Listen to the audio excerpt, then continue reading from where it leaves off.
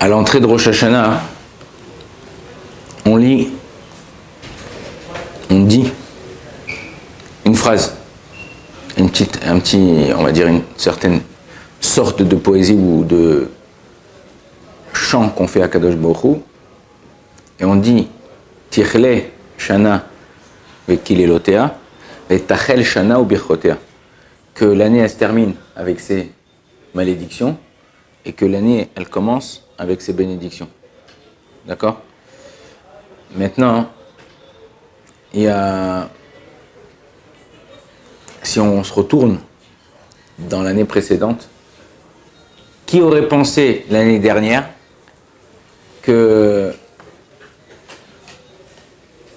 après Rosh Hashanah, Kippour, Sukkot, je me rappelle, j'étais à la synagogue à Simchat Torah le matin, j'avais pris Onetz, je préfère prier Onetz à Simchat Torah pour pouvoir bien profiter de la journée. Et à 6h30 du matin, on entend des sirènes. On dit, ah ça va, c'est rien, comme d'habitude. En plus à Jérusalem. Ah, la synagogue, vous étiez ? Ouais, en plus à Jérusalem, tout ça. Donc on a continué, on a dit, c'est rien, c'est rien.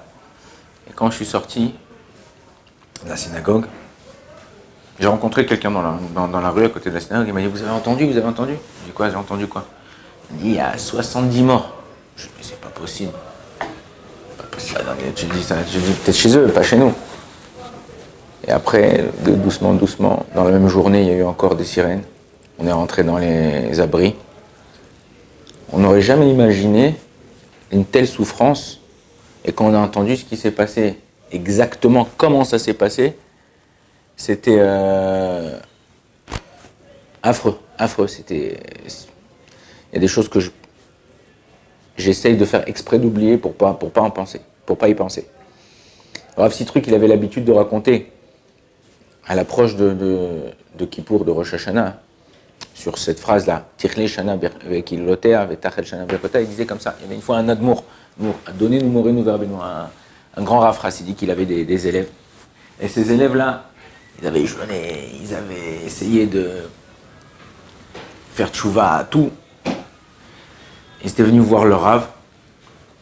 Donc l'admour, ils lui disent Rav, qu'est-ce qu'on peut faire pour faire plus tchouva? Qu'est-ce qu'on peut faire pour que Akadosh Baruch Hu, à Kippour, il nous pardonne nos fautes?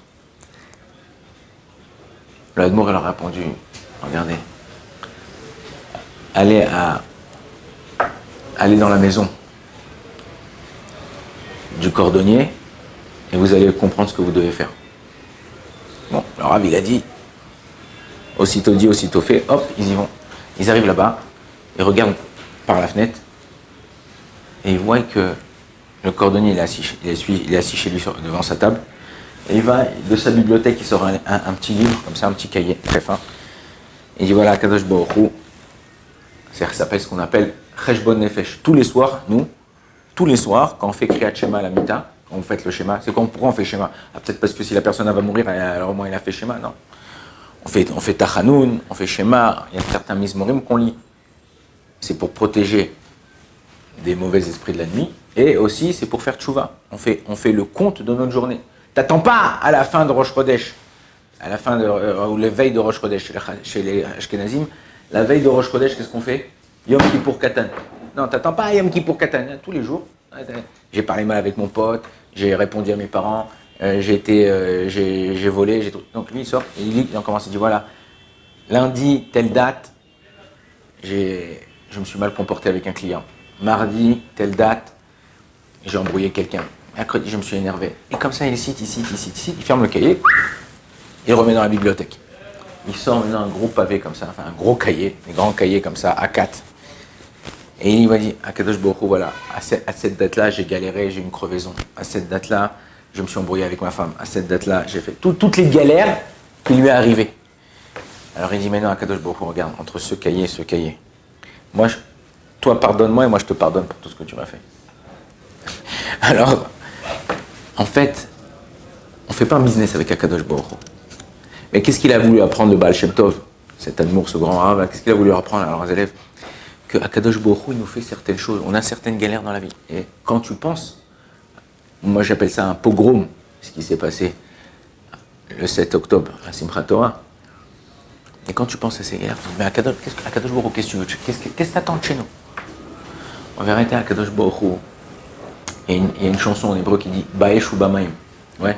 Ba'esh ou Bamaim, Am Israël Chai. Ouais. C'est-à-dire que peu importe ce que le peuple d'Israël il traverse, le Ham Israël il reste vivant et il reste lié à Akadosh Baruch Hu. En vérité, notre but à nous, c'est de savoir comment tu sais quand tu aimes quelqu'un.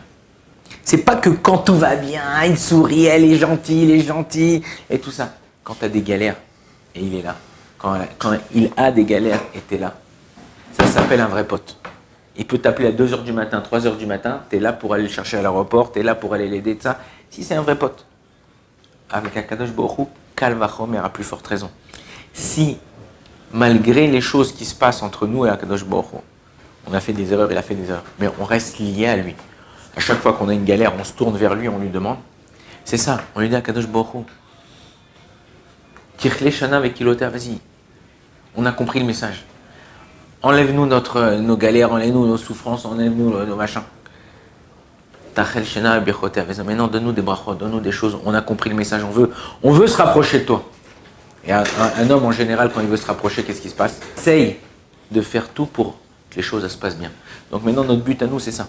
C'est essayer de faire les choses pour que Bezrat Hashem, cette année, il se passe autrement. Et qu'on espère que Bezrat Hashem, que Mashiach vient cette année. Baruch Adonai l'Olam, amen, amen.